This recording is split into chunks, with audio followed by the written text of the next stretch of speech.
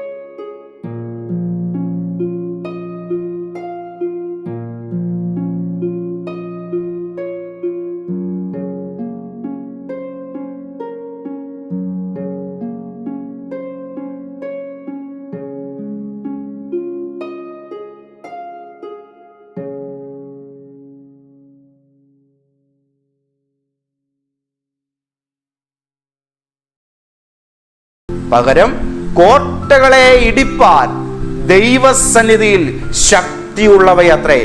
ഒന്നുകൂടെ കടന്ന് ഞാൻ പറയാം, ദൈവം നമ്മുടെ കൈകളിൽ ഏൽപ്പിക്കുന്ന ആത്മീക ആയുധങ്ങൾ ദുർബലമായ ആയുധങ്ങളല്ല, അത് വളരെ ശക്തിമത്തായ ആയുധങ്ങളാണെന്ന് അപ്പോസ്തലന്മാർ തന്നെ സർട്ടിഫൈ ചെയ്തിട്ടുണ്ട്. ഹല്ലേലൂയ. പൗലോസിന്റെയും പത്രോസിന്റെയും പ്രവാചക താപസന്മാരുടെയും ആത്മീക ആചാര്യന്മാരുടെയും എല്ലാം കരങ്ങളിൽ ആ കാലഘട്ടങ്ങളിലെ ആത്മീക പോരാട്ടങ്ങൾക്കായി ദൈവം അവരെ ഏൽപ്പിച്ചിരുന്ന ആത്മീക ആയുധങ്ങൾ ഈ തലമുറയിൽ ദൈവം നമ്മുടെ കൈകളിൽ ഏൽപ്പിച്ചിട്ടുണ്ട്. വിശ്വാസത്തോടെ ഇന്ന് രാവിലെ നമുക്കതിനെ ഒന്ന് ഏറ്റെടുക്കുവാൻ കർത്താവിന്റെ സന്നിധിയിൽ തയ്യാറാകാം. ദൈവം നമുക്ക് നൽകുന്ന പോരാട്ടക്കളങ്ങളിലെ ആത്മീക ആയുധത്തിൽ ഏറ്റവും ശക്തമേറിയ ഒരു ആത്മീക ആയുധമാണ് ദൈവത്തിന്റെ വചനം എന്ന് പറയുന്നത്. ഈ നമ്മൾ ജീവിക്കുന്ന പ്രകൃതിയുടെ പിറവിക്ക് കാരണമായത് ദൈവത്തിന്റെ വായിൽ നിന്നും വന്ന വചനമാണ്. ദൈവവചനം എന്ന് പറയുമ്പോൾ അക്ഷരങ്ങളായി വിവിധ ലോകഭാഷകളിൽ എഴുതി വച്ചിരിക്കുന്ന നമ്മുടെ കയ്യിലിരിക്കുന്ന ബൈബിളിലെ വാക്കുകൾ വചനത്തിന്റെ ലിഖിത രൂപമാണ്. എന്നാൽ ഈ ലിഖിത രൂപത്തിനപ്പുറത്ത് ആ വചനത്തിന്റെ പുറകിൽ ഒരു ആത്മരൂപമുണ്ട്. എൻ്റെ ഡ്രൈവിംഗ് ലൈസൻസ് ഞാൻ നിങ്ങളെ കാണിച്ചാൽ ആ ഡ്രൈവിംഗ് ലൈസൻസിൽ എന്നെക്കുറിച്ചുള്ള ഒരു വിവരണമുണ്ട്. എന്നാൽ ആ ക്രിസ്റ്റി പി ജോൺ എന്ന എൻ്റെ പേര് നിങ്ങൾ നോക്കിക്കാണുകയും എൻ്റെ അഡ്രസ്സ് നിങ്ങൾ വായിക്കുകയും എൻ്റെ വയസ്സ് മനസ്സിലാക്കുകയും എൻ്റെ ബ്ലഡ് ഗ്രൂപ്പ് ഏതാണെന്ന് തിരിച്ചറിയുകയും എല്ലാം ചെയ്യുമ്പോഴും ഈ ഗവൺമെന്റ് രേഖയ്ക്ക് പുറകിൽ ഈ ഉയരവും വണ്ണമൊക്കെയുള്ള ഈ മനുഷ്യനായ ഞാൻ ഉണ്ട് എന്ന് പറയുന്നത് പോലെയാണ് എഴുതപ്പെട്ടിരിക്കുന്ന ഓരോ അക്ഷരത്തിന്റെ പുറകിലും ആത്മാവായ മഹാദൈവം നിലകൊള്ളുന്നു എന്നുള്ള യാഥാർത്ഥ്യം ഇന്ന് രാവിലെ മനസ്സിലാക്കുക. സകല തിരുവെഴുത്തും ദൈവശ്വാസീയമാണ്. ആർക്കൊക്കെയോ ചില ബോധോദയങ്ങൾ ഉണ്ടായപ്പോൾ എഴുതി വെച്ച കുറച്ച് എഴുത്തുകളോ രചനകളോ സാഹിത്യ സൃഷ്ടികളോ അല്ല ബൈബിൾ എന്ന് നമ്മൾ വിശ്വസിക്കുന്നു. ഇതിലെ വള്ളിക്കും പുള്ളിക്കും പുറകിൽ പോലും പ്രവർത്തിക്കുന്ന ആത്മാവായ ദൈവത്തിന്റെ ഇടപെടലുണ്ടെന്നുള്ള കാര്യം ശക്തമായി നാം വിശ്വസിക്കുകയും അതിന്റെ ശക്തിയെ ഓരോ ദിവസവും നാം മനസ്സിലാക്കുകയും ചെയ്യുന്നുണ്ട്. അപ്പോൾ ആത്മാവായ ദൈവത്തിന്റെ ലിഖിത രൂപമാണ് വിശുദ്ധ തിരുവെഴുത്ത്. ഈ തിരുവെഴുത്തിനെ ഒരു വ്യക്തി തന്റെ വാഗൊണ്ട് ഒരു പ്രശ്നത്തിന് മുമ്പിൽ ഉരുവിടുമ്പോൾ ആ പ്രശ്നത്തിലേക്ക് കടന്നു ചെല്ലുന്നത് ആത്മാവായ ദൈവം തന്നെയാണ്. നോക്കുക, നിങ്ങളുടെ മുൻപിൽ വലിയ അന്ധകാര ലോകം നിങ്ങൾക്കെതിരെ യുദ്ധത്തിനായി നിൽക്കുന്നു. ആത്മീക ലോകത്തിൽ ആത്മീക ആയുധം എന്ന് പറയുമ്പോൾ തന്നെ അറിയാമല്ലോ, അത് ഭൗതിക ലോകത്തിൽ യുദ്ധം ചെയ്യാൻ വേണ്ടിയല്ല, ആത്മീക ലോകത്തിൽ മാറ്റങ്ങൾ ഉണ്ടാക്കാൻ വേണ്ടിയാണ്. കാരണം ആത്മീക ലോകത്തിന്റെ പ്രതിഫലനങ്ങൾ മാത്രമാണ്, അതിന്റെ റിഫ്ലക്ഷൻസ് മാത്രമാണ് ഭൗതിക ലോകത്തിൽ കാണുന്നത്. നിങ്ങളുടെ ജീവിതത്തിൽ എല്ലാ കാര്യങ്ങളും 2 വട്ടം സൃഷ്ടിക്കപ്പെടുന്നുണ്ടെന്നുള്ളതായ കാര്യം, നിങ്ങൾ ജീവിക്കുന്ന ലോകത്തിലും സാഹചര്യത്തിലും നിങ്ങൾ അഭിമുഖീകരിക്കുന്ന ഏത് പ്രശ്നവും 2 തവണ സൃഷ്ടിക്കപ്പെട്ടിട്ടുണ്ടെന്നുള്ള കാര്യം മറന്നു പോകരുത്. നിങ്ങളിപ്പോൾ ഇരിക്കുന്ന കസേരയും നിങ്ങൾ കാണുന്ന ഈ ടിവിയും ഒരാളുടെ മനസ്സിൽ ചിന്തയിലാണ് ആദ്യം സൃഷ്ടിക്കപ്പെട്ടത്. അതിനുശേഷമാണ് ഇത് ഭൗതിക ലോകത്ത് രൂപകൽപ്പന ചെയ്യപ്പെട്ടത് എന്ന് പറഞ്ഞതുപോലെ ഏത് പ്രശ്നത്തിന്റെയും പുറകിൽ അതിൻ്റെ ഒരു ബ്ലൂ പ്രിന്റ് സ്പിരിച്വൽ വേൾഡിലാണ് ആദ്യം ഫോം ചെയ്യപ്പെടുന്നത്. ആത്മലോകത്ത് സൃഷ്ടിക്കപ്പെടുന്ന ആ ചിത്രീകരണത്തിന്റെ ആ രൂപകൽപ്പനയുടെ ഭാഗമായിട്ടാണ് ഭൗതിക ലോകത്തിൽ ആത്മലോകത്തിൽ സൃഷ്ടിക്കപ്പെട്ടിരിക്കുന്ന ആ ബ്ലൂ പ്രിന്റ് അനുസരിച്ചാണ് ഭൗതിക ലോകത്തിൽ കാര്യങ്ങൾ സംഭവിക്കുന്നത്. അപ്പോൾ ഒരു വ്യക്തിക്ക് താൻ ആയിരിക്കുന്ന ആത്മീക പരിതസ്ഥിതിക്ക് മാറ്റം വരുത്താൻ കഴിഞ്ഞാൽ അവന്റെ ഭൗതിക പരിതസ്ഥിതിയിൽ വലിയ ചേഞ്ചസ് ഉണ്ടാക്കാൻ അയാളെ കൊണ്ട് കഴിയും. അപ്പോൾ നിങ്ങളൊരു രൂപാന്തരമോ ഒരു വലിയ വിടുതലോ ആഗ്രഹിച്ചാണ് ഇന്ന് രാവിലെ എൻ്റെ വാക്കിനെ കേൾക്കുന്നതെങ്കിൽ നിങ്ങൾ മാറ്റം വരുത്താൻ ശ്രമിക്കേണ്ടത് ഈ മാറ്റങ്ങൾക്കെല്ലാം കാരണമായി നിലകൊള്ളുന്ന ആത്മമണ്ഡലത്തിലാണ് നിങ്ങൾ ഇന്ന് രാവിലെ ചലനങ്ങൾ ഉണ്ടാക്കേണ്ടത്. Praise the Lord. നിങ്ങൾക്ക് സമൃദ്ധി ആവശ്യമുണ്ടെങ്കിൽ, നിങ്ങളുടെ ജീവിതത്തിൽ നിങ്ങൾക്ക് നന്മ ആവശ്യമുണ്ടെങ്കിൽ അതിനെ നിങ്ങൾ സൃഷ്ടിക്കേണ്ടത് നിങ്ങളുടെ ആത്മലോകത്താണ്. ആത്മമണ്ഡലങ്ങളിൽ ഒരു വ്യക്തി ദൈവിക അനുഗ്രഹത്താൽ നിറയപ്പെടുമ്പോൾ ഭൗതിക തലങ്ങളിൽ ആ വ്യക്തിയുടെ ജീവിതത്തിലേക്ക് നന്മകൾ കയറി വരികയാണ്. ആത്മലോകത്തിൽ ദുരാത്മാക്കൾ ഒരു വ്യക്തിയെ രോഗിയാക്കുമ്പോൾ അതിനുള്ളതായ പ്രവർത്തനങ്ങൾ അഴിച്ചുവിടുമ്പോൾ ഭൗതിക ലോകത്ത് ആ മനുഷ്യന്റെ ശരീരം രോഗാതുരമായ സാഹചര്യങ്ങളെ പ്രാപിക്കുകയും ആ വ്യക്തി സിക്കാകുകയും ചെയ്യുകയാണ്. എന്നാൽ രോഗകാരണമായിരിക്കുന്ന ആത്മാക്കളെ ശാസിക്കുമ്പോഴോ ശരീരങ്ങൾ സൗഖ്യമാകുന്നു. ദാരിദ്ര്യങ്ങളുടെ പുറകിൽ വ്യാപരിക്കുന്ന ആത്മാക്കളെ ശാസിക്കുമ്പോൾ വ്യക്തികളുടെ ജീവിതങ്ങൾ അഭിവൃദ്ധിയിലേക്ക് മാറ്റപ്പെടുന്നതായിട്ട് കാണാൻ കഴിയുന്നു. ഇന്ന് നമ്മൾ ജീവിക്കുന്ന ലോകത്ത് ഒത്തിരി മാന്ത്രിക താന്ത്രിക കർമ്മങ്ങൾ നടക്കുന്നുണ്ട്. ദുഷ്ട മനസ്സിനാൽ ഉരുത്തിരിയുന്ന പകയും വൈരാഗ്യവും നിമിത്തം പലരും പലരുടെയും പുരോഗതിക്കും നന്മയ്ക്കുമെതിരെ വിചിത്രമായ ക്രിയകളും ദോഷങ്ങളും അഴിച്ചുവിടുമ്പോൾ അതിലൂടെയെല്ലാം കടന്നു വരുന്ന ഇരുളിന്റെ ആത്മാക്കൾ മനുഷ്യരെ നിർദ്ദയം ഉപദ്രവിക്കുകയും അവരെ പകയോടുകൂടെ അവരോട് പെരുമാറുകയും പലരെയും മരണപ്പെടുത്തുകയും വരെ ചെയ്യുന്നുണ്ട്.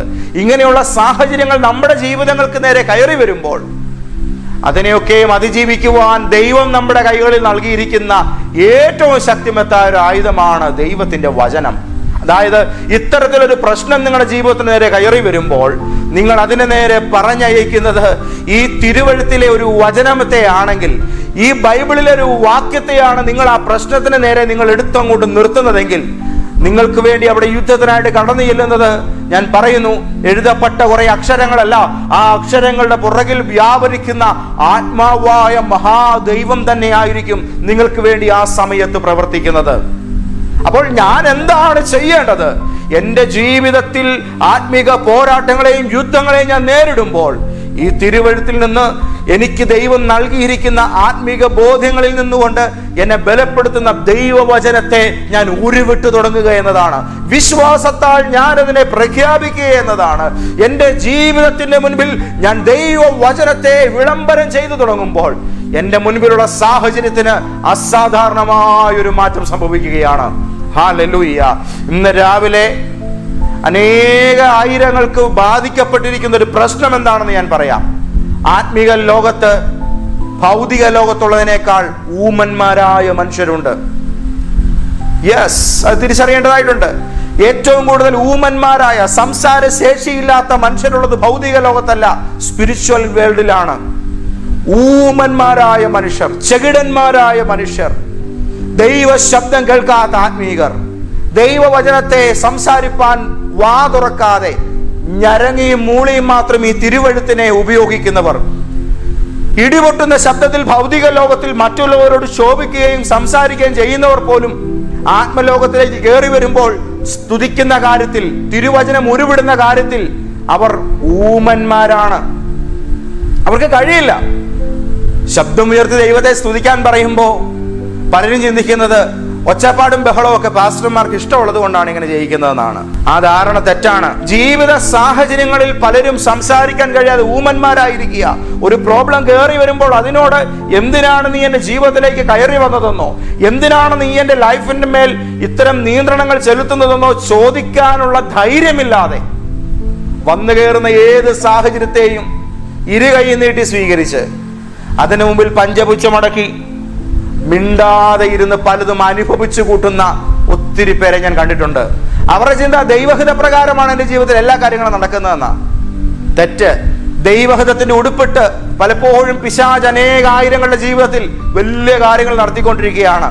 ഓരോ ദിവസവും ദൈവഹിത പ്രകാരം കാര്യങ്ങൾ നടക്കണമെന്ന് പ്രാർത്ഥിക്കുന്ന ഒരു വ്യക്തിയുടെ ജീവിതത്തിൽ മാത്രമേ ദൈവഹിത പ്രകാരം കാര്യങ്ങൾ നടക്കുകയുള്ളൂ. ഈ ലോകത്ത് നടക്കുന്ന എല്ലാ കാര്യങ്ങളും കർത്താവിന്റെ അറിവോടെയാണ്. പക്ഷെ ഒരു വ്യക്തിയുടെ ജീവിതത്തിൽ നടക്കുന്ന എല്ലാ കാര്യങ്ങളും ദൈവത്തിന്റെ ഹിതപ്രകാരമല്ല. എന്റെ ജീവിതത്തിൽ ദൈവത്തിന്റെ ഹിതപ്രകാരം കാര്യങ്ങൾ നടക്കണമെങ്കിൽ ഞാൻ അതിനുവേണ്ടി ദൈവത്തോട് മുട്ടിപ്പായി പ്രാർത്ഥിക്കേണ്ടതായിട്ടുണ്ട്. കാരണം അങ്ങയുടെ തിരുവിഷ്ടം സ്വർഗത്തിലേതുപോലെ ഭൂമിയിലാകണമെന്ന് ആഹാരത്തിന് വേണ്ടി പ്രാർത്ഥിക്കുന്നതിന് മുൻപ്, സംരക്ഷണത്തിന് വേണ്ടി പ്രാർത്ഥിക്കുന്നതിന് മുമ്പ് പിതാവിനോട് പ്രാർത്ഥിക്കണമെന്ന് യേശു പഠിപ്പിച്ചു. കഴിഞ്ഞ ദിവസം ഒരു മാതാവിനെ അവരുടെ മകന്റെ കല്യാണക്കാരെയും വിളിച്ചു പറഞ്ഞു, പാസ്റ്ററെ, എൻ്റെ മോന്റെ കല്യാണം കഴിഞ്ഞു. ആ കല്യാണം കഴിഞ്ഞു, ഇപ്പൊ അവരുടെ ഫാമിലിയിൽ കുറെ അധികം പ്രശ്നങ്ങളാണ്. ഞാൻ ചോദിച്ചു, ഇത് ദൈവഹിത പ്രകാരം നടന്ന കല്യാണമായിരുന്നോ? അതെ അതെ അതെ. എങ്ങനെ പറയാൻ കഴിയും? അത് ഞങ്ങൾ അങ്ങനെയൊക്കെയാണ് ചെയ്തത്. അവിടെ മനുഷ്യൻ ഉരുണ്ടു കളിക്കും. ദൈവഹിത പ്രകാരം ഓരോ ദിവസവും ജീവിതം സമർപ്പിക്കുകയും എവരുടെ ദൈവത്തിന്റെ ഇഷ്ടപ്രകാരം മുന്നോട്ട് പോവുകയും ചെയ്യാത്തൊരു വ്യക്തിയുടെ ജീവിതത്തിൽ കല്യാണത്തിന്റെ കാര്യം മാത്രം ദൈവഹിത പ്രകാരം നടക്കുമെന്ന് പറയാൻ ഞാൻ ആളല്ല. 100 വിവാഹങ്ങൾ നടക്കുന്നെങ്കിൽ അതിൽ 98 ദൈവഹിതത്തിന്റെ പുറത്താണ്. വളരെ ദൈവത്തോട് ചോദിച്ച് മേടിക്കേണ്ടതാണ് നല്ലൊരു ഉത്തമമായ ജീവിത പങ്കാളി എന്ന് പറയുന്നത്. ഈ സബ്ജക്റ്റ് അല്ലാത്തതുകൊണ്ട് ഞാൻ അതിലേക്ക് കടക്കുന്നില്ല. പറഞ്ഞു വന്നതിന്റെ കാര്യം, അതരം തുറന്ന് ദൈവത്തിന്റെ സന്നിധിയിൽ സംസാരിക്കേണ്ടതിന്റെ പ്രാധാന്യത, ജീവിതത്തിൽ പ്രശ്നങ്ങൾ വരുമ്പോൾ വചനം ഉരുവിടേണ്ടതിന്റെ ആധികാരികത, അതിന്റെ ഗൗരവം എത്രമാത്രം വലുതെന്ന് പറയാനാണ് ഞാനിത് പറഞ്ഞത്. സംഭവിക്കുന്നതെല്ലാം ദൈവഹിത പ്രകാരമാണ് സംഭവിക്കുന്നതെന്ന് പറഞ്ഞ് പഞ്ചമുച്ചമടക്കി ഇരിക്കരുതേ. അങ്ങനെയല്ല കാര്യങ്ങൾ. നിങ്ങൾ വഞ്ചിക്കപ്പെടുകയാണ്. അങ്ങനെയല്ല കാര്യങ്ങൾ. ജീവിതത്തിനകത്ത് ദൈവഹിത പ്രകാരം ഓരോ കാര്യങ്ങളും സംഭവിക്കണമെങ്കിൽ കർത്താവിന് തിരുഹിതത്തിന് വേണ്ടി ഏൽപ്പിച്ചു കൊടുക്കുക എന്ന് പറയുന്ന വലിയൊരു കാര്യം നാം ചെയ്യേണ്ടതായിട്ടുണ്ട്. ദൈവം ഒരിക്കലും നമ്മുടെ പ്ലാറ്റ്ഫോമിനകത്തേക്ക് കയറി വന്ന് കാര്യങ്ങൾ ചെയ്യുകയല്ല, പകരം ദൈവത്തിന്റെ തിരുഹിതത്തിന്റെ സർക്കിളിനകത്തേക്ക് നമ്മൾ കയറി ചെല്ലുകയാണ് വേണ്ടത്. അവിടുത്തെ തിരുഹിതത്തിന് വേണ്ടി സമർപ്പിക്കുന്ന ഒരു മനോഭാവം ഉണ്ടാക്കിയെടുക്കണം. അപ്പോൾ ഇന്ന് ഒരു പ്രശ്നം കയറി വരുമ്പോൾ ആ പ്രോബ്ലത്തിന് നേരെ വാ തുറന്ന് സംസാരിക്കാൻ കഴിയാതെ വണ്ണം, ഒരു വചനം അതിന് നേരെ ശക്തിയോടെ ഉരുവിടാൻ കഴിയാതെ വണ്ണം ഊമന്മാരായി തീർന്നിരിക്കുന്ന വലിയൊരു ജനവിഭാഗത്തെ നമ്മൾ കാണുന്നു. നിങ്ങൾ ഊമനാണോ? കാര്യകാരണമില്ലാത്ത പല പ്രശ്നങ്ങളെയും കാലങ്ങളായി അനുഭവിച്ചിട്ടും അതിനൊരു പരിഹാരം കിട്ടുന്നില്ലെങ്കിൽ, പ്രാർത്ഥിച്ചിട്ടും പരിഹാരം കിട്ടുന്നില്ലെങ്കിൽ, ഞാനൊരു കാര്യം പറഞ്ഞു തരാം. പ്രാർത്ഥിച്ചിട്ട് ഇങ്ങോട്ട് വന്നിട്ടെ ജീവിതത്തിന്റെ പല പ്രോബ്ലങ്ങളിലെയും പുറകെ നിൽക്കുന്ന പൈശാചിക ശക്തികളുടെ നേരെ തിരുവഴുത്തിൽ നിന്നൊരു വചനം അങ്ങോട്ട് എടുത്തിട്ട് ഒരു AK-47 കൊണ്ട് വെടിവെക്കുന്ന പോലെ ശക്തമായിട്ടൊന്ന് സംസാരിച്ചു നോക്കുക. കാറ്റും കടലും ഇളകി മറിയുമ്പോൾ കാറ്റടങ്ങണേ, കടലടങ്ങണേ, അതല്ല, കാറ്റേ അടങ്ങുക, കടലെ ശാന്തമാവുക, കൽപ്പന കൊടുക്കേണ്ടതിന് കൊടുക്കണം. ജീസസ് രാത്രി കാലങ്ങളിൽ പിതാവിന്റെ സന്നിധിയിൽ ചെലവഴിക്കേണ്ട സമയങ്ങൾ ചെലവഴിക്കണം. ജീവിതത്തിൽ എഴുന്നേറ്റ് വരുന്ന പ്രക്ഷുബ്ധമായ സാഹചര്യങ്ങളെ വിവേചിച്ചറിഞ്ഞ് അതിന്റെ പുറകിൽ വ്യാപരിക്കുന്ന മേഖലകളെ അടക്കി നിർത്താൻ പഠിക്കണം. ജീസസ് തികവുള്ള ഒരു ആത്മീയനായി ഇന്ന് രാവിലെ തീരുക. ദൈവത്തിന്റെ വചനം അതിശക്തമായ ഒരു ആത്മീക ആയുധമാണ്. രണ്ടാമത്തേത് ദൈവസന്നിധിയിലുള്ള സ്തുതിയാണ്. സ്തുതിക്കുന്ന സമയത്തൊക്കെയും ഹൈലൈറ്റ് ചെയ്യപ്പെടുന്നത് മഹാദൈവത്തെയാണ് നമ്മൾ അവിടെ ഹൈലൈറ്റ് ചെയ്യുന്നത്. പ്രശ്നങ്ങളെക്കാൾ വലിയവനായ ദൈവത്തെ നാം അവിടെ ഉയർത്തി കാണിക്കുകയാണ്. ജീസസ് ഏലാ താഴ്വരയിൽ ഒരു മല്ലൻ നിന്ന് വെല്ലുവിളിക്കുന്നു, കൊല്ലും, നിന്റെ ശരീരമെടുത്ത് കാട്ടിലെ മൃഗങ്ങൾക്കും ആകാശത്തിലെ പക്ഷികൾക്കും ഞാൻ ഇട്ടുകൊടുക്കും. തന്റെ ദേവന്മാരുടെ നാമം ചൊല്ലി നിന്ദിക്കുകയാണ്. ആ സമയത്ത് ഒരു ഇടയ ചെറുക്കൻ അവിടേക്ക് ചെല്ലുന്നു. കല്ലും കവണയും കയ്യിലുണ്ടെങ്കിലും ഏറ്റവും വലിയ ആയുധം അവന്റെ അധരത്തിലാണ്. നീ നിന്ദിക്കുന്ന ഇസ്രായേലിന്റെ സൈന്യനിരകളായിരിക്കുന്ന യഹോവയുടെ നാമത്തിൽ ഞാൻ നിന്റെ നേരെ വരുന്നു. ഓ ജീസസ്, അവിടെയാണ് യുദ്ധത്തിന്റെ ഗതി മാറുന്നത്. നമ്മുടെ കയ്യിലിരിക്കുന്ന റിസോഴ്സുകളല്ല ജയം നിർണയിക്കുന്നത്. അതിനപ്പുറത്ത് നമ്മുടെ ആദരങ്ങളിൽ നിന്നും പുറത്തേക്ക് വരുന്ന ദൈവിക വിശ്വാസത്തിന്റെ പ്രതിഫലനങ്ങളായ സ്തുതികൾ. ഒന്നുകൂടെ ആ വാക്ക് പറയാം, ദൈവിക വിശ്വാസത്തിന്റെ, ദൈവത്തിലുള്ള നമ്മുടെ വലിയ വിശ്വാസത്തിന്റെ പ്രതിഫലനങ്ങളായ സ്തുതികൾ. അത് പുറത്തേക്ക് വരുമ്പോൾ സാഹചര്യങ്ങൾക്ക് വലിയ മാറ്റമുണ്ടാകുന്നു. ഇരുളിന്റെ ലോകങ്ങൾക്ക് അതിനു മുമ്പിൽ പിടിച്ചു നിൽക്കാൻ കഴിയുകയില്ല. എത്ര കരുത്തുള്ള കോട്ടകൾ ഉയർത്തി വെച്ചാലും ആ കോട്ടകൾ സ്തുതിയുടെ മുമ്പിൽ വീഴും. ഞാൻ ചോദിക്കട്ടെ, ഒരു ചെങ്കടൽ വിളർക്കുന്നതാണോ ഒരു വലിയൊരു മനുഷ്യനുണ്ടാക്കിയ ഒരു മതിൽ വീഴുന്നതാണോ എളുപ്പം? കടല് പിളർന്ന ദൈവത്തിന് കടലിനേക്കാൾ ചെറുതായ മനുഷ്യരുണ്ടാക്കിയ ചെറിയൊരു മതില് വീഴ്ത്തുക എന്നത് വളരെ നിഷ്പ്രയാസമായ കാര്യമാണ്. പക്ഷേ ദൈവം അവരെ നടത്തി. എന്തിനു വേണ്ടി? ദൈവസനിൽ സ്തുതിക്കുന്നതിന്റെ പ്രാധാന്യത തന്റെ ജനത്തെ പഠിപ്പിക്കേണ്ടതിന് വേണ്ടി. ഉത്സവഘോഷമുള്ള ആ ജനതയാണവർ. ആ ഇസ്രായേലിന്റെ സ്തുതികൾ മേൽ അധിവസിക്കുന്ന പരിശുദ്ധൻ നിസാരക്കാരനല്ല. ആ പരിശുദ്ധന് വേണ്ടി അർപ്പിക്കുന്ന സ്തുതികൾ നിസാരങ്ങളല്ല. ആ സ്തുതികൾ ഉയരുമ്പോൾ മഹാദൈവമാണ് ഭൂമിയിലേക്ക് ഇറങ്ങി വരുന്നതെന്നുള്ള ബോധ്യം. പ്രശ്നങ്ങൾ എത്ര വലുതായാലും അത് തലയ്ക്ക് മീതെ എത്ര കണ്ട് ഉയർന്നു നിൽക്കുകയാണെങ്കിലും ആ ഉയർന്നു നിൽക്കുന്ന എല്ലാറ്റിനെയും തങ്ങളുടെ കാൽ കീഴെ അമർച്ച ചെയ്ത് തരുവാൻ സ്തുതിക്കുന്ന ജനതയുടെ മുൻപിൽ സഞ്ചരിക്കുന്ന ഒരു ദൈവമുണ്ടെന്നുള്ള കാഴ്ചപ്പാട് തന്റെ ജനത്തിന് പകർന്നു കൊടുക്കാൻ ദൈവം അവരോട് പറയുകയാണ്, ഈ കോട്ടയുടെ ചുറ്റും നടക്കുക. യേശു അന്ധകാര ലോകത്തിന്റെ പ്രവർത്തനങ്ങളെ ഉപമിച്ചത് ഇത്തരം കോട്ടകളോടാണ്. താൻ ദൈവത്തിന്റെ പുത്രനാണെന്നുള്ളതായ രഹസ്യം വിശുദ്ധ പത്രോസിന് ലഭിച്ചപ്പോൾ യേശു പത്രോസിനോട് പറഞ്ഞൊരു വാക്കുണ്ട്, സ്വർഗസ്ഥനായ എന്റെ പിതാവാണ് നിനക്കത് വെളിപ്പെടുത്തിയത്, നീ ഭാഗ്യവാനാണ്. സ്വർഗരാജ്യത്തിന്റെ താക്കോൽ ഞാൻ നിനക്ക് തരികയാണ്. നീ ഭൂമിയിൽ കെട്ടുന്നതെല്ലാം സ്വർഗത്തിലും കെട്ടപ്പെട്ടിരിക്കും, നീ ഭൂമിയിൽ അഴിക്കുന്നതെല്ലാം സ്വർഗത്തിലും അഴിക്കപ്പെട്ടിരിക്കും. എന്നിട്ട് യേശു അദ്ദേഹത്തോട് പറയുകയാണ്, ഞാൻ എൻ്റെ സഭയെ പണിയും, പാതാള ഗോപുരങ്ങൾ അതിനെ ജയിക്കുകയില്ല. നോക്കൂ, അവിടെ യേശു പൈശാചിക ലോകത്തിന്റെ പ്രവർത്തനങ്ങളെ സഭയെന്ന് പറയുന്ന ദൈവത്തിന്റെ വിശുദ്ധ മന്ദിരത്തിന് എതിർഭാഗത്തായി പിശാച് ഉയർത്തുന്നതായ അവന്റെ കോട്ടക്കൊത്തളങ്ങളെ കർത്താവ് കണ്ടുകൊണ്ടാണ് പറയുന്നത്, സഭയെന്നും ഇതിന് മീതെ നിൽക്കും, ഇതെന്നും സഭയുടെ കീഴിലായിരിക്കും. അപ്പോൾ നോക്കിക്കേ, ദൈവജനത്തിന്റെ ചുറ്റും വാഗ്ദത്തം കരഗതമാക്കാൻ പോകുന്ന ജനതയുടെ ചുറ്റും വലിയൊരു കോട്ട ഉയർന്നു നിൽക്കുമ്പോൾ അത് അന്ധകാര ലോകത്തിന്റെ ഒരു നിർമ്മിതിയുടെ ഒരു അടയാളമായിട്ടാണ് സത്യത്തിൽ യെരിഹോ കോട്ട നിൽക്കുന്നത്. അന്ധകാര ലോകത്തിന്റെ കോട്ടകൾ ജീവിതത്തിന് നേരെ എഴുന്നേറ്റ് വരുമ്പോൾ എന്ത് ചെയ്യണം? ബോംബ് വെച്ച് തകർക്കണം. എന്നാ ബോംബ്? ആ ബോംബിന്റെ പേരാ സ്തുതി. ആമേൻ. എത്ര വലിയ കോട്ടകൾ നിനക്ക് നേരെ പിശാച് ഉയർത്തിയാലും അതിനെ തകർത്ത് കളയാൻ തക്കവിധം അത്യുഗ്രമാരക ശേഷിയുള്ള സ്ഫോടക വസ്തുവിനാൽ നിങ്ങളുടെ ഹൃദയം നിറയട്ടെ. വിശ്വാസത്തിന്റെ വാക്കുകളാൽ ദൈവസന്നിധിയിലുള്ളതായ നിങ്ങളുടെ പ്രഖ്യാപനങ്ങൾ സ്തുതികളായി പുറത്തേക്ക് വരട്ടെ. അത് ശത്രുവിന്റെ കോട്ടകളുടെ അടിത്തറകളെ ഇളക്കും. അർദ്ധരാത്രിയിൽ കാരാഗ്രഹത്തിൽ പൂട്ടപ്പെട്ട് കിടക്കുന്ന പൗലോസും ശീലാസും രാത്രിയിൽ കൊടിയ വേദനയുമായി കഴിഞ്ഞുകൂടുകയാണ്.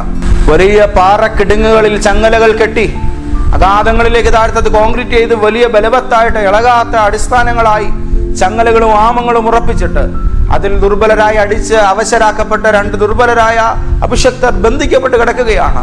വാതുറക്കുമ്പോൾ വായിലൂടെ ചോര വരുന്നു. ഇളകിയാടുന്ന പല്ലുകളുണ്ട്.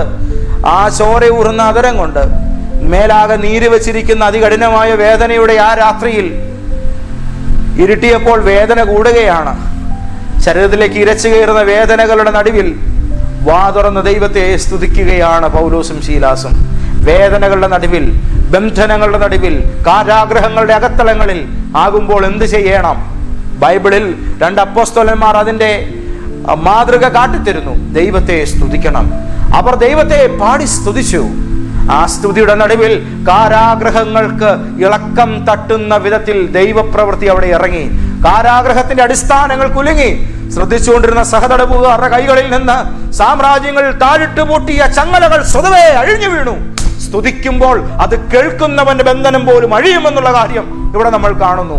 ദൈവത്തെ പാടി സ്തുതിക്കുമ്പോൾ ആ സ്തുതിയുടെ ശബ്ദകോശങ്ങൾ എത്തുന്ന അന്തരീക്ഷത്തിൽ ആരെല്ലാം ഉണ്ടോ അവരുടെ കൂടെ ബന്ധനങ്ങൾ അഴിയും, അവരുടെ കൂടെ ചങ്ങലകൾ അഴിയും. അങ്ങനെയാണെങ്കിൽ സ്തുതി കേൾക്കുന്നവന് ചങ്ങലകൾ അഴിയുമെങ്കിൽ സ്തുതിക്കുന്നവന് ചങ്ങലകൾ അത് എത്ര ബലവത്തായാലും അത് അഴിഞ്ഞു വീഴുക തന്നെ ചെയ്യും. ഇന്ന് രാവിലെ സ്തുതിയുടെ മാഹാത്മ്യം മനസ്സിലാക്കുക. ദൈവവചനത്തിന്റെ ശക്തി, സ്തുതിയുടെ ആയുധത്തിന്റെ ആ പ്രായോഗികത ഇന്ന് രാവിലെ തിരിച്ചറിയുക. ഇത് രണ്ടും ഉപയോഗിക്കേണ്ടത് അധരങ്ങൾ കൊണ്ടാണ്. വാ കൊണ്ടാണ് ഈ 2 കാര്യങ്ങൾ ഉപയോഗിക്കേണ്ടത്. നാവ് കൊണ്ടാണ് ഇത് രണ്ടും ഉപയോഗിക്കേണ്ടത്. അവൻ നിന്റെ നാവിനെ മൂർച്ചയേറിയ വാള് പോലെയാക്കട്ടെ. ഇന്ന് രാവിലെ തന്റെ കൈയുടെ നിഴലിൽ കർത്താവ് നിന്നെ മറയ്ക്കട്ടെ. അവൻ നിന്നെ മിനിക്കൊരു അസ്ത്രമായി തന്റെ പൂണിയിൽ ഒളിപ്പിക്കട്ടെ. ദൈവത്തിന്റെ യുദ്ധദിനങ്ങൾ സമാഗതമാകുന്നു. പരിശുദ്ധാത്മാവ് തൊടുത്തുവിടുന്ന ഈ കാലഘട്ടത്തിലെ ഏറ്റവും ശക്തമേറിയ വിജയാസ്ത്രം ദൈവപൈതലേ അത് നീയായി മാറട്ടെ. യേശുവിന്റെ നാമത്തിൽ നിങ്ങളുടെ അതരങ്ങളുടെ മേലൊരു ദൈവകൃപ ഇന്ന് രാവിലെ വ്യാപരിക്കട്ടെ. ഹല്ലേലൂയ. ജയിക്കാനാകാത്ത പോരാട്ടങ്ങളുടെ നടുവിൽ വഴി പറഞ്ഞ്, വേദന പറഞ്ഞ്, നിരാശ പറഞ്ഞ്, നിസ്സഹായതകൾ പറഞ്ഞ്, അപഗണനയുടെ സ്വയം വാക്കുകൾ പറഞ്ഞ് സ്വയ ജീവിതം ഇങ്ങനെ തകർക്കുവാൻ ഏൽപ്പിച്ചു കൊടുക്കാതെ റൂട്ടൊന്ന് മാറ്റിപ്പിടിച്ചേ സ്തുതിച്ചു തുടങ്ങും. ഇന്ന് രാവിലെ മുതൽ നിന്റെ അവസ്ഥകൾക്ക് വലിയ മാറ്റം വരും. നിസ്സഹായതകളുടെ മുൻപിലല്ല, വിശ്വാസത്തിന്റെ വാക്കുകളുടെ മുൻപിലാണ് ദൈവപ്രവൃത്തികൾ ഇറങ്ങി വരുന്നത്. സഹതാപത്തിന്റെ വാക്കുകളുടെ മുൻപിലല്ല, ശക്തമായിരിക്കുന്ന വിശ്വാസത്തിന്റെ ബോധ്യങ്ങളുടെ മുൻപിൽ ഒരു ദൈവപ്രവൃത്തി നിങ്ങൾക്കായി ഇറങ്ങി വരുന്നു. Thank you Jesus Christ. എൻ്റെ ദൈവം ചത്തുപോയിട്ടില്ലെന്നേ, എൻ്റെ കർത്താവിന്റെ കൈ കുറുകിപ്പോയിട്ടില്ലെന്നേ, എൻ്റെ കർത്താവിന്റെ ചെവി അടഞ്ഞു പോയിട്ടില്ലെന്നേ. ഇപ്പോഴും ജാഗരൂകനായൊരു ദൈവം എൻ്റെ കൂടെയുണ്ടെന്ന്, എനിക്ക് വേണ്ടി പ്രവർത്തിപ്പാൻ അവൻ ശക്തനാണെന്ന് ഞാൻ വിശ്വസിക്കുന്നു. Thank you Jesus. 3ാമത്തെ ആയുധം യേശുവിന്റെ നാമമാണ്. പ്രതിസന്ധികളുടെ മുൻപിൽ, രോഗങ്ങളുടെ മുൻപിൽ ആ നാമത്താൽ ഭൂതങ്ങളെ പുറത്താക്കാം, പുതുഭാഷകളിൽ സംസാരിക്കാം, സർപ്പങ്ങളെ പിടിച്ചെടുക്കാം, മരണകരമായ സാഹചര്യങ്ങളെ അതിജീവിക്കാം. പ്രതിസന്ധികളിൽ, പ്രശ്നങ്ങളിൽ യേശുവിന്റെ നാമം ബലമുള്ള ഗോപുരമാണ്. ഹല്ലേലൂയ. യേശുവിന്റെ നാമത്തിൽ കൽപ്പിച്ചാൽ സാഹചര്യങ്ങൾക്ക് മാറ്റം വരും. യേശുവിന്റെ നാമം ഉരുവിട്ടുകൊണ്ട് കൈ നീട്ടിയാൽ, കൈ നീട്ടി തൊട്ടാൽ, കൈ ചൂണ്ടിയാൽ, കൈ ഉയർത്തിയാൽ, യേശുവിന്റെ നാമം പറഞ്ഞ് പാട്ട് പാടിയാൽ, യേശുവിന്റെ നാമം പറഞ്ഞ് സ്തുതിച്ചാൽ എന്തെല്ലാം സംഭവിക്കും അത് സ്തുതിച്ച് നോക്കുമ്പോൾ മനസ്സിലാവും. യേശുവിന്റെ നാമം അത് അതരം കൊണ്ട് ഉപയോഗിച്ച് തുടങ്ങുക. ആ നാമം ഹൈലൈറ്റ് ചെയ്യപ്പെടും. യേശു 70 പേരെ തെരഞ്ഞെടുത്തു. പറഞ്ഞു, പൊക്കോ, എതിരെയുള്ള ഗ്രാമങ്ങളിലേക്കൊക്കെ ചെല്ല. അവർ ചെന്നു സന്തോഷത്തോടെ തിരിച്ചു വന്നു. കർത്താവേ, നിന്റെ നാമത്തിൽ ഭൂതങ്ങൾ ഞങ്ങൾക്ക് കീഴടങ്ങി. ഹല്ലേലൂയ. ആ സമയം യേശു പറഞ്ഞു, മക്കളെ, സാത്താൻ ആകാശത്തു നിന്ന് മിന്നൽ പോലെ താഴേക്ക് വീഴുന്നത് ഞാൻ കണ്ടു. ഇതെന്ന് കണ്ടതാ? പണ്ട് സ്വർലോകത്തിലെ ആ യുദ്ധമുണ്ടായപ്പോൾ ഞാൻ ഭൂമിയിൽ ജേതാവാണെന്നും പറഞ്ഞ് നിൽക്കുന്ന ആ പഴയ പാമ്പായ പിശാചുണ്ടല്ലോ, അവൻ മിന്നൽ പോലെ വീഴുന്ന ആ വീഴ്ച എൻ്റെ യേശു കണ്ടതാണ്. ക്രിസ്തുവിന്റെ അധികാരപരിധിയുടെ മുമ്പിലാണ് അവനന്ന് വീണു പോയത്. ആ ക്രിസ്തുവിന്റെ ആജ്ഞയ്ക്ക് മുമ്പിൽ പ്രവർത്തിക്കുന്ന ദൂതന്മാരുമായി യുദ്ധം ചെയ്തപ്പോഴാണ് അവൻ തകർന്നു പോയത്. അപ്പോൾ ഇതൊന്നും അറിയാത്ത മനുഷ്യജാതിയെ വന്ന് നുണ പറഞ്ഞ് പറ്റിച്ചിട്ട് ഇവിടെ രാജാവായിട്ട് സാത്താൻ വിലസുമ്പോൾ യേശു കുറച്ചു പേരെ തിരഞ്ഞെടുത്തിട്ട് പറഞ്ഞു, നിങ്ങൾ ചെല്ലണം, ചെന്നിട്ട് നിങ്ങളുടെ മുമ്പിൽ ഇളകിയാടി വരുന്ന പിശാചുക്കളോട് നിങ്ങൾ എൻ്റെ പേരൊന്ന് പറഞ്ഞാൽ മതി. ഹലോ, കേൾക്കുന്നുണ്ടോ? കടന്നുപോയവർ ഈരണ്ട് പേരായിട്ട് ചെന്നു. തനിക്ക് മുമ്പേ കടന്നു ചെല്ലാനുള്ള ഗ്രാമങ്ങളിലേക്കെല്ലാം കർത്താവ് അയക്കുക അവരെ. ആ കടന്നു ചെന്ന എല്ലാവരും ഞങ്ങളുടെ മുൻപിൽ ഇളകിയാടി വരുന്ന പിശാചുക്കളോട് യേശു എന്നൊരു പേരേ പറഞ്ഞുള്ളൂ. ഭൂതങ്ങൾ അവർക്ക് കീഴടങ്ങാൻ തുടങ്ങി. എന്താ കാരണം? സാത്താന്റെ ചരിത്രം ഭൂമിയിൽ ഒരു മനുഷ്യനും അറിയില്ലായിരുന്നു. എന്നാൽ അവൻ വീണവനാണെന്നും അവൻ വാഴുന്നവനല്ലെന്നും അവൻ തകർന്നവനാണ്, അവൻ ഉയർന്നവനല്ലെന്നും മനസ്സിലാക്കിയ ഒറ്റ ഒരാൾ മാത്രമേ ഉള്ളൂ. അവന്റെ പതനത്തിന് കാരണക്കാരനായ, അവനെ വീഴ്ത്തിക്കളഞ്ഞ സർവശക്തനായ ഒരാൾ. അദ്ദേഹം മനുഷ്യനായി ഭൂമിയിലേക്ക് വന്നിരിക്കുകയാണ്. ആ വ്യക്തിത്വത്തിന്റെ പേരാണ് യേശു. എൻ്റെ പേര് പറഞ്ഞാൽ മതിയെന്ന് യേശുവിന്റെ നാമം പറയുന്നിടത്ത് സാത്താൻ പിന്നെ ജയാളിയായി നിൽക്കത്തില്ല. അവന്റെ ആ നാണം കെട്ട വീഴ്ചയുടെ പഴയകാല ചരിത്രവും അവന്റെ മീതെയുള്ള ദൈവത്തിന്റെ നിയന്ത്രണവും ഈ കാര്യങ്ങളെല്ലാം ആ യേശുവെന്ന ആ ഒരു വാക്കിന്റെ അകത്തുണ്ട്. ആ വാക്ക് നിങ്ങളുടെ അധരം കൊണ്ട് നിങ്ങളൊരു സാഹചര്യത്തെ നോക്കി പറയുമ്പോൾ അത് നിങ്ങളെ അനുസരിക്കും. യേശുവിന്റെ നാമം മൂന്നാമത്തെ ഏറ്റവും ശക്തമേറിയ ആയുധം യേശുവിന്റെ നാമമാണ്. ഇനി 6 കാര്യങ്ങൾ കൂടെ പറയാനുണ്ട്. അത് അടുത്ത എപ്പിസോഡിലാകാം. ഇന്ന് നമ്മൾ പ്രാർത്ഥിക്കാൻ പോവുകയാണ്. ഞങ്ങളുടെ ദൈവമേ, സ്വർഗീയ പിതാവേ, എന്നെ കേട്ട എല്ലാ ദൈവമക്കൾക്കായിട്ട് ഞാൻ സ്തോത്രം ചെയ്യുന്നു. ഒരു വലിയ ചേഞ്ച് ഇവരുടെ മേൽ ആരംഭിച്ചിരിക്കാൻ സ്തോത്രം. ദൈവം വരെ തൊട്ട് തുടങ്ങിയതിനായിട്ട് സ്തോത്രം. അസാധാരണമായ ദൈവിക വിടുതലുകൾ ഇവരുടെ ജീവിതത്തിൽ ആരംഭിച്ചിരിക്കാൻ നന്ദി പറയുന്നു. വലിയ മിറാക്കിൾസ് സംഭവിക്കട്ടെ. രോഗങ്ങൾ യേശുവിന്റെ നാമത്തിൽ ഇന്ന് രാവിലെ സൗഖ്യമാകട്ടെ. ഇരുളിന്റെ ലോകങ്ങളിൽ നിന്ന് ഇവർക്കെതിരെ എഴുന്നേൽക്കുന്ന എല്ലാ പോരാട്ടങ്ങളും ഇന്ന് വരെ ഇവർ തോറ്റവരായിരുന്നെങ്കിൽ അതിനുമേൽ ഇവർ ഇപ്പോൾ മുതൽ യേശു ക്രിസ്തുവിന്റെ നാമത്താലും ദൈവത്തിന്റെ വചനത്താലും സ്തുതിയുടെ ആത്മാവിനാലും ഇവർ അതിന്മേൽ ജയിച്ചു തുടങ്ങട്ടെ എന്ന് ഞാൻ പ്രാർത്ഥിക്കുന്നു. ഈ ജനത്തെ ഞാൻ തൊട്ടനുഗ്രഹിച്ച് പ്രാർത്ഥിക്കുന്നു. യേശുവിന്റെ നാമത്തിൽ ഇവരുടെ മേലൊരു ദൈവകൃപയെ പകരുകയാണ്. ഇവർ ഇന്ന് പകൽ ജയാളികളായി ബലവാന്മാരായി തീരട്ടെ. ചരിത്രങ്ങൾ മാറട്ടെ. തോറ്റവരെന്നുള്ള പേരുദോഷങ്ങൾ മാറിയിട്ട് ജയാളികളായിരിക്കുന്ന കർത്താവിന്റെ സന്നിധിയിലെ ചുണക്കുട്ടികളായി ഇവർ ഇന്ന് പകൽ എഴുന്നേൽക്കട്ടെ. പ്രാർത്ഥിച്ച് അനുഗ്രഹിക്കുന്നു യേശുവിൻ നാമത്തിൽ പിതാവേ, ആമേൻ. അടുത്ത എപ്പിസോഡിൽ നമുക്ക് കാണാം. God bless you. Amen. Lord, I worship you. I